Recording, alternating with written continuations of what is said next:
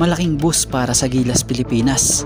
Coach Tim Cone, approve na sa kanya si QMB. At ano nga ba itong inaantay na lang para tuluyan na nilang itong makasama sa pool ng Gilas? Kai Sotto, good news update. Ang matindi pa dyan, mas macho na nga ngayon si Kai Sotto na ating makikita sa kanyang pagbabalik. Former SMB player Troy Malilin nakahanap na ng bago niyang team na mapaglalaruan sa PBA. So yan ang ating mga tatalakayin. Troy Malilin tuluyan nang nawala sa team ng SMB. Pero kahit ganon, nananatili pa nga rin siya dito sa PBA matapos itong kuhain ng kampo ng Blackwater Bossing. So itong nangyaring ito kay Troy Malilin, ayon sa balita, ayon sa mismong pinunto ng Spin.ph by Rio Benterado, ipinaliwanag dito na Blackwater was able to acquire Malilin after SMB relegated him to its UFA list, while Malilin was an unrestricted free agent. The Beermen were contractually obligated to pay his salary, thus the added term with rights to receive salary. So nilinaw lang dito na magkaiba yung case ni Troy Malilin kumpara dun sa former Blackwater player na si Troy Rosario.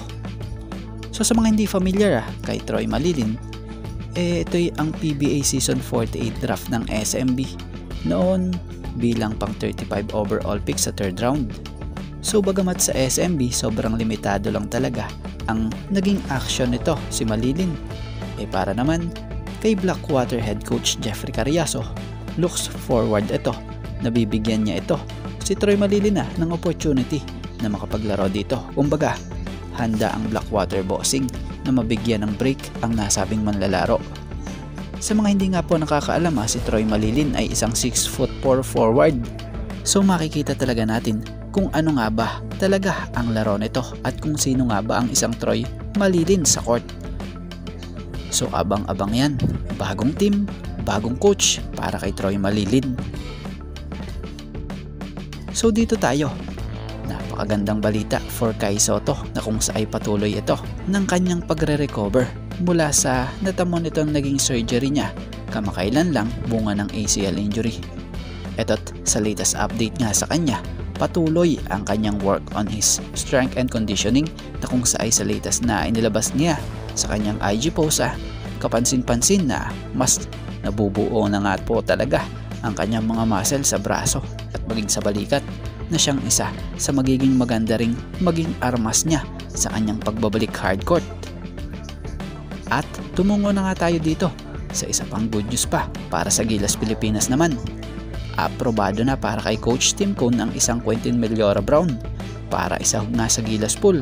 Pero syempre, isa na lang ang inaantay niya at iyon nga ay ang mahatulan ito ng FIBA kung eligible ba siya maglaro as a local para sa Gilas Pilipinas. Dahil para kay Coach Tim, kung eligible nga raw po ito for Gilas Pilipinas as a local, hindi na kailangan pang pag-isipan pa raw. Of course, kukunin nila ito. Dahil ayon niya kay Coach Tim sa naging update ng One Sports by Luisa Morales, credit po mula sa sinabi ni Coach Tim sa News 5 by Nina Ongpauco, credit po. Yeah, I would love to have a 6'10" young player coming to the pool, but it's all about the eligibility. That is still part of it. That's not in my control, but SBP and the DFA on whether he is going to be eligible. So bagamat wala pang resulta ang FIBA rito kung pinayagan na ba ito bilang local player ng Gilas or hindi, sa ngayon maraming mga Pinoy fans pa rin ang nag-aabang na para rito. Dahil si QMB kung mapasali nga ito sa Gilas, ang laking matutulong niya para sa national team, lalo pat nagre-recover pa ang isa nating big man na si Kai Sotto mula sa injury. Dahil si QMB 6'10" big man ito na may pagka-modern type of big man. May shooting sa behind the arc at may maayos na footwork pagdating sa ilalim. Bukod dyan legit at literal na solid shot blocker to. So kung maisama ito or mailahok nga po dito sa Gilas Pilipinas lineup, lalo na ngayong paparating na FIBA Asia Cup, laking tulong nito sa ilalim bilang rim protector na rin na siyang kakulangan nga po ng Gilas ngayon kung ating mapapansin.